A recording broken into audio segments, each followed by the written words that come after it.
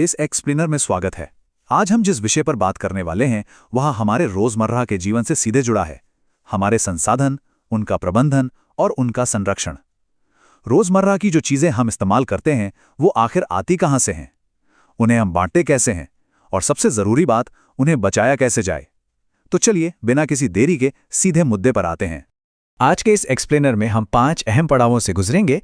पहला, संसाधनों का वर्गीकरण। दूसरा, पर्यावरण और एजेंडा 21। तीसरा, मृदा अपरदन और संरक्षण। चौथा, जल संचयन के तरीके। और पांचवा, भूदान ग्रामदान आंदोलन। तो हमारा पहला भाग है संसाधनों का वर्गीकरण।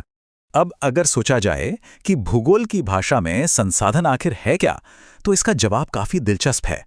हमारे आसपास मौजूद कोई भी चीज संसाधन सिर्फ तब बनती है जब वो 3 मुख्य शर्तें पूरी करे। पहली, उसे इस्तेमाल करने की तकनीक हमारे पास होनी चाहिए। दूसरी, उसे निकालना आर्थिक रूप से हमारे लिए फायदेमंद हो। और तीसरी, हमारा समाज उसे सांस्कृतिक रूप से स्वीकार करता हो। मतलब सिर्फ प्रकृति में होना काफी नहीं है, मानवीय इस्तेमाल उसे संसाधन बनाता है। इस कॉन्सेप्ट को और अच्छे से समझने के लिए भूगोलविद्ता संसाधनों को मुख्य रूप से 4 अलग-अलग श्रेणियों में बांटते हैं। ये हैं उत्पत्ति के आधार पर, समाप्यता यानी खत्म होने की दर के आधार पर, स्वामित्व के आधार पर और विकास के स्तर के आधार पर। यह तरीका दुनिया भर के संसाधनों को एक व्यवस्थित ढांचे में देखने में हमारी बहुत मदद करता है। चलिए सबसे बुनियादी अंतर से शुरू करते हैं। उत्पत्ति के आधार पर एक तरफ है जैव संसाधन, यानी जिनमें जीवन है, जैसे हम इंसान, पेड़ पौधे और जीव जंतु। और दूसरी तरफ है अजैव संसाधन, यानी पूरी तरह से निर्जीव चीजें, जैसे चट्टानें और धातुएं। ये साफ तौर पर दिखाता है कि जिंदा और निर्जीव दोनों ही हिस्से हमारे लिए कितने जरूरी हैं।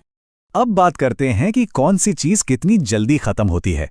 नवीकरण या संसाधन जैसे सूरज की रोशनी या पानी प्रकृति में खुद ब खुद वापस बन जाते हैं। लेकिन कोयला और पेट्रोलियम जैसे अनवीकरणीय संसाधनों का क्या?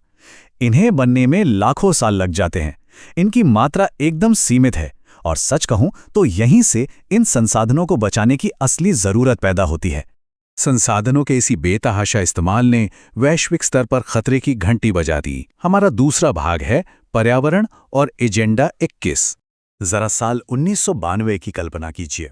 ब्राजील के रियो डे जनेरो शहर में एक ऐतिहासिक पल आया। पर्यावरण को हो रहे भयानक नुकसान को रोकने के लिए पहली बार 100 से ज्यादा देशों के लीडर्स एक साथ एक मंच पर आए। उन्होंने ये मान लिया था कि अनियंत्रित दोहन भविष्य के लिए एक बड़ा खतरा है। और इसी सम्मेलन में एक बहुत ही अहम घोषणा पत्र को अपनाया गया, जिसे एजेंडा 21 का नाम दिया गया। अब ये एजेंडा 21 सिर्फ पेड़ पौधे बचाने तक सीमित नहीं था। इसका मुख्य लक्ष्य था दुनिया भर के देशों का आपस में मिलकर काम करना, ताकि पर्यावरण के नुकसान के साथ साथ गरीबी और बीमारियों जैसी आम चुनौतियों से भी निपटा जा सके। एक तरह से ये साझा जिम्मेदारी उठाने का एक बहुत बड़ा ग्लोबल कदम था। चलिए अब इन ग्लोबल नीतियों से थोड़ा जमीनी स्तर पर आते हैं, सीधे भारत के संसाधनों की तरफ। भाग 3, मृदा अपरदन और संरक्षण। भारत की मिट्टी की इस विशाल विविधता को देखिए। उत्तर के जलोढ़ मैदानों से लेकर दक्कन के पठार की काली मिट्टी और पहाड़ी इलाकों की वन मृदा तक। यही विविधता हमारे देश की शानदार कृषि का मुख्य आधार है। लेकिन यह अनमोल संसाधन लगातार एक बहुत बड़े खतरे का सामना कर रहा है।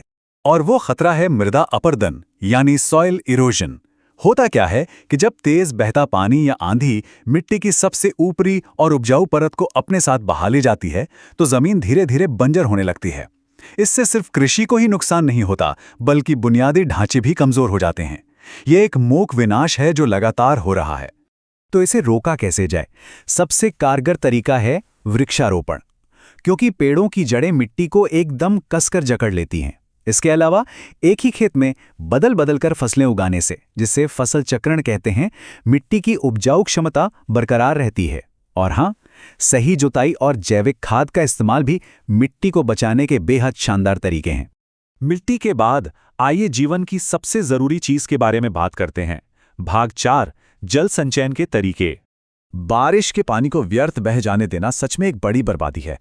इसीलिए छत पर वर्षा जल संचयन आज के समय की एक बहुत ही स्मार्ट और जरूरी तकनीक है। सीधे अपनी छतों से मॉनसून की बारिश को इकट्ठा करना सुनने में जितना सरल है, उतना ही असरदार भी है। ये पूरा प्रोसेस बड़ी ही अच्छी तरह से काम करता है। सबसे पहले बारिश का पानी पीवीसी पाइपों के जरिए छत से नीचे लाया जाता है। फिर इसे रेत और ईंटों से बने एक फिल्टर से गुजारा जाता है ताकि अशुद्धियां निकल जाएं। एकदम साफ होने के बाद ये पानी अंडरग्राउंड टैंकों में जमा हो जाता है और अतिरिक्त पानी को सीधे कुओं में डाल दिया जाता है, जिससे जमीन के अंदर का भूजल स्तर तेजी से रिचार्ज होता है। लेकिन दिलचस्प बात यह है कि जल संचयन कोई नई तकनीक नहीं है। भारत के अलग अलग हिस्सों में सदियों से इसके अनोखे तरीके मौजूद हैं। पश्चिमी हिमालय में लोग नदी की धारा मोड़कर कुल बनाते हैं।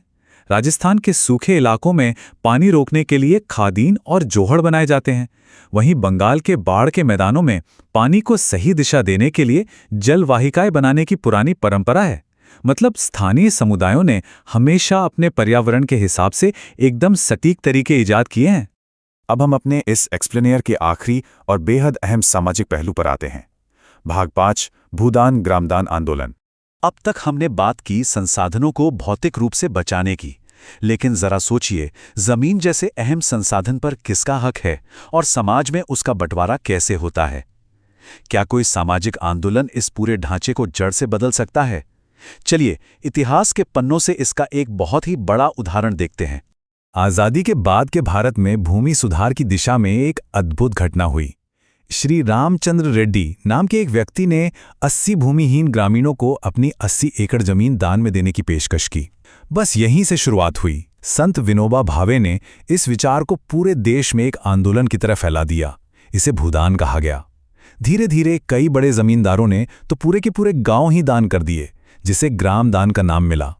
इस पूरे अभियान को इतिहास में रक्तहीन क्रांति के नाम से जाना जाता है। इतिहास गवाह है कि जमीन के लिए अक्सर बड़े संघर्ष और खून खराबे हुए हैं, लेकिन ये एकदम शांतिपूर्ण और स्वैच्छिक था। हालांकि ये भी सच है कि कुछ जमींदारों ने सरकार के नए लैंड सीलिंग कानूनों से अपनी जमीन बचाने के लिए भी इस दान में हिस्सा लिया था। फिर भी जमीन के पुनर्वितरण में इस आंदोलन का ऐतिहासिक असर बहुत गहरा है। तो संसाधनों को बांटने से लेकर मिट्टी और पानी को बचाने और भूदान जैसे आंदोलनों तक की ये चर्चा हमें एक बड़े सवाल पर लाकर खड़ा कर देती है। आज की इस दुनिया में हम तकनीक, प्रकृति और अपनी सामाजिक जिम्मेदारी के बीच एक सही संतुलन कैसे स्थापित कर सकते हैं? क्योंकि अंत में यही संतुलन तय करेगा कि हम आने वाली पीढ़ियों के लिए क्या छोड़कर जाएंगे। इस पर जरूर सोचिएगा। इस एक्सप्लेनर में साथ जुड़ने के लिए बहुत बहुत धन्यवाद।